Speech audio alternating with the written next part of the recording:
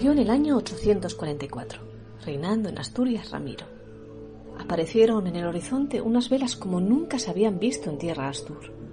Una tripulación de naves con cascos de formas inhóspitas, rematado el mascarón de proa por la cabeza de un dragón. Primero llegó uno, y luego otro, y otro, y otro, y otros tantos más, hasta hacer que la costa de Gijón quedase cubierta por todos sus flancos por todo un ejército de engendros y de quimeras. A bordo, centenares de hombres, rudos, desabrigados, despiadados saqueadores del mar que venían de las tierras del norte. Por entonces los llamaban normandos, pero hoy los conocemos como vikingos. Justo, es decir, en descargo de los bravos normandos, y antes de comenzar esta narración de sus aventuras por Asturias, que todo lo que sabemos de ellos peca de la subjetividad del enemigo. No escribían crónicas propias los vikingos, ni diarios de viaje, ni nada, pero sí los pueblos a los que saqueaban. Los sajones, el imperio carolingio, o en el caso que ahora nos ocupa, a nosotros mismos, los asturianos. Lo hicimos, cómo no, en las dos crónicas que siempre son nuestra guía a la hora de comenzar a rascar la dura corteza de misterio que cubre la historia del reino Astur.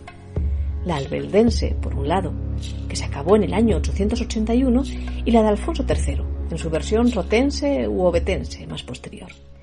Y en ellas contábamos que Ranimiro reinó 7 años. Fue inflexible en la justicia. A los ladrones les quitó los ojos. A los mágicos castigó con el fuego y exterminó con extrema celeridad a todo género de tiranos. Primeramente venció a Nepociano en el puente del Narcea, y así alcanzó el reino. En aquel tiempo los normandos vinieron por primera vez a Asturias.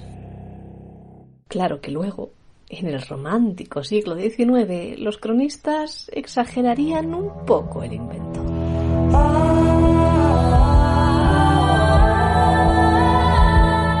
Y el cine y las series otro tanto. Pero ahí va lo que sabemos. Estamos en el siglo IX. Las dimensiones del mundo son aún desconocidas y de los normandos, o lordomanos, o vikingos, o madjus, que significa infiel, solo se sabe una cosa por estos pagos, que vienen del norte. De ahí que se les llame normandos, hombres del norte, y que destacan por su crueldad, por su fiereza en el combatir y por su extraordinaria destreza como navegantes. No en vano procedían de territorios eminentemente marítimos, algunos de los que hoy conocemos como los países nórdicos, Suecia, por ejemplo, Noruega o Dinamarca.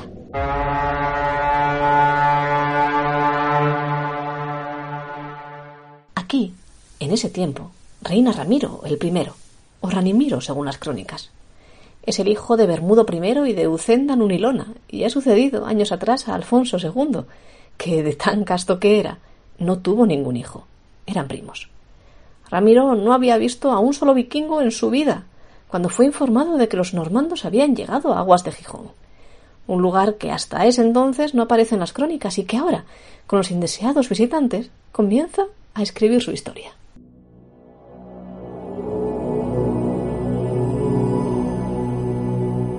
Un día se descubrieron en el mar velas sospechosas, que por último claramente se distinguieron ser normandas. Eran estas gentes un pueblo de piratas del norte, formado de los cimbros y de los escandinavos, que en sus vandálicas correrías habían saqueado muchas poblaciones de la Europa occidental, llevando con su nombre el terror y el exterminio. Dirigen su intimidación a Gijón, pero sus valientes hijos, resueltos a la muerte antes que rendirse, corren a las murallas. Puéblanse estas de hombres de armas, de saeteros. Ves allí todo un pueblo deseoso de venir a las manos con los enemigos y demostrar a los reyes de Asturias, cuyo estandarte tremolan, que lucharán denodadamente en su defensa.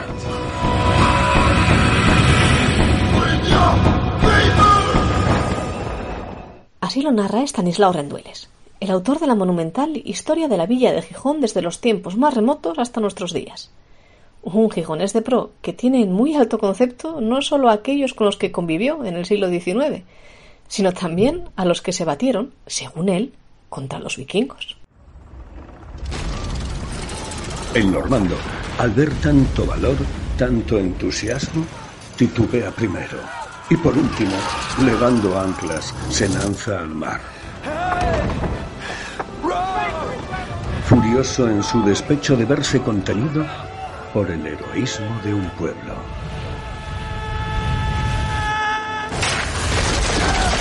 Pero, ¿qué hay de cierto en todo ello? Quien mejor hubiera sabido responder a esta pregunta ya no está para contárnoslo. Pero lo dejó hace décadas ya por escrito. El insigne historiador Juan Uría Riu, uno de los más laureados que hayan rastreado nuestro pasado, estudió esta invasión de la que se ha hablado tanto, pero estudiado tan poco. Y no porque no se haya querido, desde luego, pero es difícil. Es muy difícil porque las crónicas, ya lo sabemos, hablan poco, y un paso tan fugaz como el de los normandos por nuestras costas no suele dejar grandes rastros. Y menos si ocurrió hace más de 1100 años. Lo que está claro para Uría es que los vikingos llegaron errados a nuestras costas.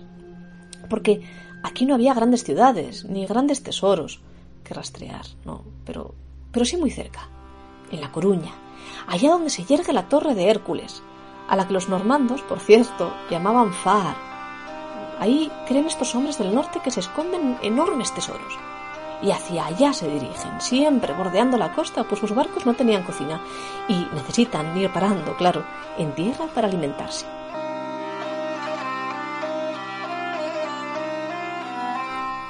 Y así.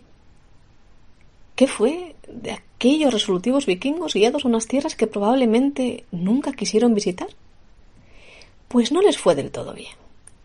Uría, eso sí, discrepa con los historiadores del pasional siglo XIX en que hubiera una lucha sanguinolenta y trepidante en tierras de Gijón, por aquel entonces, siempre, según nuestro estudioso, un sitio de poca importancia, con pocos tesoros que rastrear. Se dirigieron a La Coruña, allá donde bajo los cimientos del Far se les prometían 1000 tesoros y otras tantas maravillas. Allí sí, allí se sufrieron la ira implacable de un rey tan firme como nuestro Ramiro, o Ranimiro, según se quiera.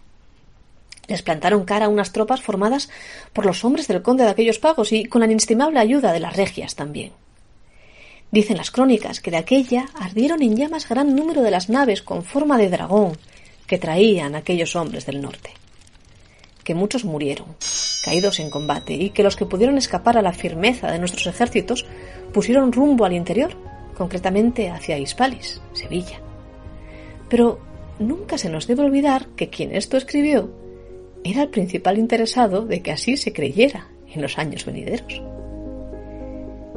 No sería la última vez que los vikingos surcaron nuestras costas, pero lo que pasó después ya es harina de otro costal.